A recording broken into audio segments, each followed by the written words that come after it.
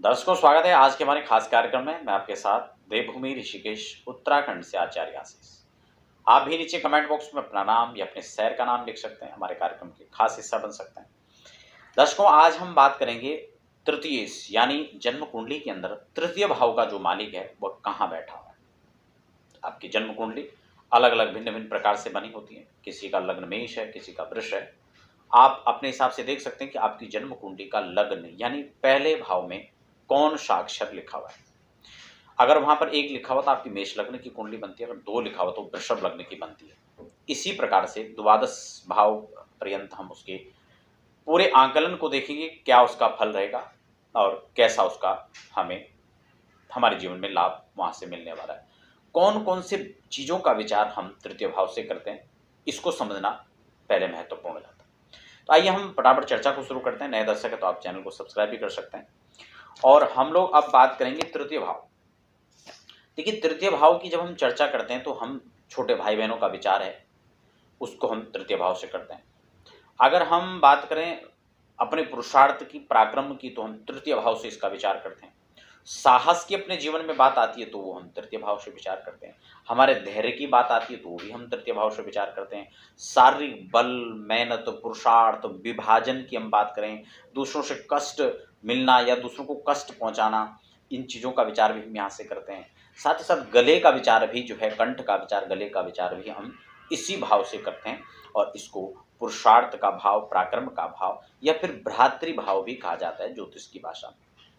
अब इसके स्वामी कहाँ बैठेंगे और किस प्रकार का फल मिलेगा, उसको हम थोड़ा समझ लेते हैं। देखिए, सबसे पहले तो हमें ये समझना अत्यावश्यक हो जाता है कि कोई भी जन्म कुंडली का हम विश्लेषण कर रहे हैं, हम उस पर विचार कर रहे हैं, तो ये हमें समझना सबसे पहले आवश्यक हो जाता है कि वह ग्रह जिस भी भाव का स्वामी है, चाहे वो लग्न का हो, चाहे द्वितीय का हो, चाहे तृतीय का हो। हम आज तृतीय पर चर्चा कर रहे हैं, यानी पराक्रम का जो स्वामी है उस पर चर्चा कर रहे हैं। तो वो किस स्थिति में बैठे हैं, उच्च के वहां पर बैठे हैं या नीच होकर के बैठे हुए हैं या फिर शत्रु क्षेत्र में जाकर बैठे हैं या मित्र क्षेत्र में बैठे हैं, उनकी अवस्था क्या है, युवा अवस्था है, बाल्य अवस्था है, मृत अवस्था है, ये सब चीजें सबसे पहले हमें देखनी चाहिए। अब हम बात करते हैं कि मानो वो लग्न के अंदर बैठे हैं। तो जन्म कुंडली में आप सब जानते हैं कि लग्न एक बहुत महत्वपूर्ण स्थान रखता है। मैं पहले भी चर्चा कर चुका हूँ लग्नेश पर और द्वितीयेश पर, क्रम से इसी तरह से हम लोग पूरा इस पर चर्चा कर रहे हैं। तो यानी लग्न भाव काफी महत्वपूर्ण हो जाता है। डिस्क्रिप्शन में तमाम लिंक है, हम उसके माध्यम से पिछली वीडियोस को देख सकते हैं। सीरीज वाइज आपके साथ चर्चा कर रहा हूँ। तो अब हम बात करेंगे जब लग्न में तृतीयश बैठे हो, तो यानी आपका पराक्रम का मालिक लग्न में बैठा हुआ है। भाई बहनों के साथ हम संबंध की बात करें तो बड़े मधुर संबंध रहेंगे, अच्छे संबंध रहेंगे यदि लग्नेश यहाँ अच्छी स्थिति में बैठे हैं। इसको हमें देख लेना है। अब यहाँ पर जो है लग्न भाव में अगर हमारे पराक्रमेश बैठे तो पराक्रम जो हम करेंगे, मेहनत जो हम करेंगे, उसका पुरुषार्थ का जो हमें फल मिलेगा वो उत्तम मिलने वाला है। इसमें कतई कोई संदेह नहीं होना चाहिए। कई बार क्या होता है कि हम मेहनत तो बहुत करते हैं लेकिन उसके अनुरूप जो है रहमत हो रही है या नहीं हो रही या कब होगी, समझ रहे हैं? तो ये इसमें समझने का विषय है। तो कुल मिलाकर लग्न में बैठना उनका अच्छा माना जाएगा। अब हम बात करते हैं कि द्वितीय भाव में अगर बैठ जाए तो द्वितीय भाव में बैठने पर भी उसकी स्थिति मजबूत और अच्छी कहलाई जाएगी, क्योंकि वो भाव शुभ भाव है। भाई बहनों के साथ अनुकूल संबंध आपके होंगे। आपका जो आप इस क्षेत्र में, गायन के क्षेत्र में, संगीत के क्षेत्र में आप आगे बढ़ सकते हैं। इसी को आप अपने आमदनी का जरिया भी बना सकते हैं। मधुर वाणी का आप जो है कार्य कर सकते हैं। आप मधुर वाणी से का प्रयोग करके जो है अपने जीवन में आगम के क्षेत्रों को बना सकते हैं। कंसल्टेंसी से संबंधित कार्य आप कर सकते हैं। मेहनत भी करेंगे और मेहनत के साथ साथ आप पर जो रहमत होगी वो आपकी वाणी से हो सकती है। आपके वैसे वाणी का विचार हम द्वितीय भाव से भी करते हैं, लेकिन यहाँ से भी हम देखेंगे तो कंठ का विचार होगा, गले का विचार होगा। तो ये सब जो है मुख और वाणी का ही संबंध है। तो इससे आपको अच्छा लाभ मिलेगा। यात्राएं आप दूर दराज की करेंगे और यात्राओं से आप अच्छा लाभ भी लेंगे। जब जो है हमारा तृतीय पराक्रमेश जो है तृतीय भाव के अंदर बैठे हैं, तो ये आपके लिए उत्तम संकेत है। और अगर ये तृतीय भाव में ही बैठे हैं तो जीवन में आप पुरुषार्थ खूब करेंगे, मेहनत खूब करेंगे और उसके साथ-साथ आपको त्रिक भाव पर बैठकर ये बहुत अधिक आपको जो है लाभ तो यहाँ पर नहीं कहा जा सकता है, लेकिन फिर भी पराक्रमेश की स्तुति यहाँ पर अच्छी होती है। उसमें से भी कुछ ग्रह खासकर होते हैं, जैसे कि मंगल यहाँ पर बैठ गया, राहु यहाँ बैठा हुआ है या फिर शनि यहाँ पर बैठा हुआ है, तो इनका आपको उत्तम फल मिलेगा। चाहे आमदनी की बात हो, चाहे आपके पराक्रम की, चाहे और ख्याति की बात हो, तो वह आपको यहाँ पर तृतीय भाव के अंदर श्रेष्ठतम फल प्रदान करेगा। अब आपका पराक्रमेश चतुर्थ भाव में बैठ जाता है, तो यहाँ पर भी इसकी स्थिति शुभ होगी। अगर यहाँ पर उस अनुरूप होकर के बैठे हुए हैं, उच्च के बैठे हैं या फिर अपने मित्रों के साथ बैठे हैं, शत्रु क्षेत्र ना होकर के बैठे हैं, तो शुभ दृष्टि से वह सीधा जो है किसको देखेंगे? अपने सप्तम भाव में उनकी दृष्टि पड़ेगी, जो आपके दसमेश पे पड़ेगी। कहीं ना कहीं राजनीति से संबंधों में जो है यहाँ पर मधुरता को दर्शाएगा और राजनीतिक क्षेत्र के आसपास का जीवन आपका बना रहेगा। कोई भी कॉन्ट्रैक्टर ऐसे में आप बन सकते हैं, खासकर जो गवर्नमेंट कॉन्ट्रैक्टर हैं या चाहे प्राइवेट में भी ठेकेदारी करते हैं, तो उनका कहीं ना कहीं वो आसपास का दायरा रहता है, क्योंकि दसम से उसका संबंध बना रहता है। तो ये कुल मिला के यहाँ पर इसकी अच्छी स्तुति को दर्शाएगा। धन बल जन बल सभी वैभव को यहाँ पर जो है यहाँ पर श्रेष्ठतम बनाएगा। पंचम भाव के अंदर वही अगर प्लेसमेंट इनकी होती है, तो पंचम भाव के अंदर वाणी से ऐसा व्यक्ति बहुत लाभ ले सकता है। कवि हो सकता है, लेखक हो सकता है, गायन के क्षेत्र में अच्छा हो सकता है।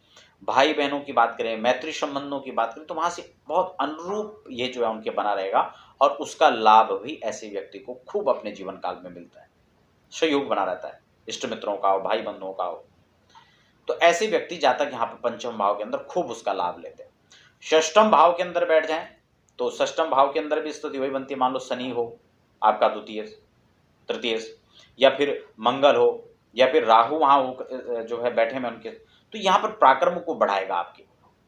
और राजनीति में ऐसे क्षेत्र बड़े ऐसे लोग जो है बड़े गट्स बना लेते हैं राजनीति के अंदर, तो उनके लिए बड़ा सुखद होता है। और बाकी शुभ ग्रह यहाँ पर बैठेंगे तो उसका फल बहुत अधिक उत्तम यहाँ पर नहीं मिलता है। अब सप्तम के अंदर अगर बैठेंगे, वहां पर शुभ ग्रह भी होंगे, पाप ग्रह भी होंगे, कोई भी अगर बैठता है तो सप्तम का फल उसको अनुरूप बनाता है। ऐसे व्यक्ति खासकर दाम्पत्य जीवन में जो इनका पुरुषार्थ रहता है, इनका जो परिश्रम रहता है, और खासकर विवाह के बाद इनकी जो मेहनत होती है वो रंग लाती है। उसके बाद बहुत ख्याति पाते हैं ऐसे लोग। अष्टम के अंदर बैठ जाएं तो यह यहाँ पर जो है बहुत अधिक उत्तम नहीं कहा जा सकता है। लेकिन वहीं क्रूर ग्रह अगर बैठते हैं अष्टम के अंदर आपके तृतीयस बन करके, तो ये तृतीयस बनकर यहाँ पर बैठेंगे तो और अच्छी स्थिति को प्रबल करेंगे और मजबूत बनाएंगे आपके पराक्रम को। आपकी मेहनत को बहुत अच्छा, जो मेहनत आप करेंगे उसका फल बहुत अच्छे रूप में आपको मिलेगा। तो यहाँ पर पराक्रमेश तृतीयस जो है अगर बैठते हैं, जैसे शनि हो या मंगल हो या राहु हो या बुध है, तो ये यहाँ पर अच्छे परिणामों को देंगे। और अगर आपका तृतीयस नवम भाव यानी भाग्य भाव के अंदर बैठता है, तो भाग्य भाव के अंदर बैठने से नवम की स्थिति यानी त्रिकोण की स्थिति होती है। और इसमें आप सब जानते हैं कि जन्म कुंडली के केंद्र और त्रिकोण, जिसको हम लक्ष्मी और नारायण का स्वरूप जन्म कुंडली के अंदर मानते हैं, तो उसका वहां पर बहुत अच्छा प्रभाव है। और भाग्य भाव से जुड़ा हुआ है, तो कहीं ना कहीं पराक्रम और भाग्य का आमने सामने का संबंध होता है। ऐसे में क्या होगा, कहीं ना कहीं आपका पराक्रम आपकी भाग्य वृद्धि में आपका सहयोग करेगा। भाग्य का वृद्धि यहाँ पर जो है आपका तृतीय करेगा। और अगर दसम में बैठ गए तो वही सुख के साथ संबंध होगा, चतुर्थ भाव के सामने होंगे। तो ऐसे में भी व्यक्ति यहाँ पर सफलताओं को प्राप्त करता है। मेहनत के साथ साथ में इनको चाहे भगवान की कृपा हो, चाहे इष्ट मित्रों का सहयोग हो, चाहे भाई बंधुओं का सहयोग हो, चाहे राजनीतिक क्षेत्र से जुड़े हुए उच्च अधिकारियों, उच्च नेताओं का हो या उच्च अधिकारियों का हो, वह सहयोग इनको मिलता रहता है और उसके इर्द गिर्द इनको अच्छा उनका सहयोग हो और सफलता इनको अच्छी मिलती है। एकादश में अगर आपका तृतीय बैठा हुआ है, तो यहाँ भी पराक्रम का संबंध जो एकादश में खराब नहीं माना जाता, यह उत्तम माना जाता है। आपके जनबल, धनबल और सभी चीजों को, वैभव को, प्रतिष्ठा को, मान सम्मान को यहाँ पर बढ़ाने का काम करता है। लेकिन वहीं आपका पराक्रमी अगर द्वादश में जाकर के बैठ जाए, इसमें भी आपकी कंडीशन है कि शनि है, मंगल है, बुध है, राहु है, ऐसे ग्रहों को अगर छोड़ दिया जाए, उसके बाद शुभ ग्रह अगर यहाँ पर बैठते हैं तो ये बहुत अनुकूल नहीं माने जाएंगे, और क्रूर ग्रह, पापक ग्रह अगर यहाँ पर बैठते हैं तो ये अनुकूल फल प्रदाता भी बन सकते हैं।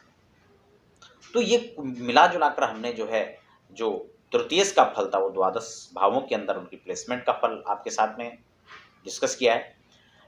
उसमें भी बहुत सारी कंडीशन होती हैं जो आपको मैंने प्रारंभिक चरण में ही बताया। अगर आपने नहीं सुना है तो आप वहाँ जाकर सुन सकते हैं। तो ये था आज का कुल मिलाकर 12 भाव के अंदर तृतीयश का फल। दर्शकों, तमाम इस सीरीज वाइज में चर्चा कर रहा हूँ, आप शेष जो वीडियोस हैं वो डिस्क्रिप्शन में लिंक है, उनके माध्यम से देख सकते हैं। व्यक्तिगत जानकारी, आप जन्म कुंडली बनाना हो, देखना हो, या विश्लेषण के लिए, मिलान के लिए, जो भी आप जानकारी चाहते हैं उसके लिए आप जो हमारी वेबसाइट पर लॉगिन कर सकते हैं और वहाँ पर आप समय लेकर के चर्चा कर सकते हैं। तो दर्शकों, आप बने रहें और फिलहाल हमें दीजिए इजाज़त। धन्यवाद।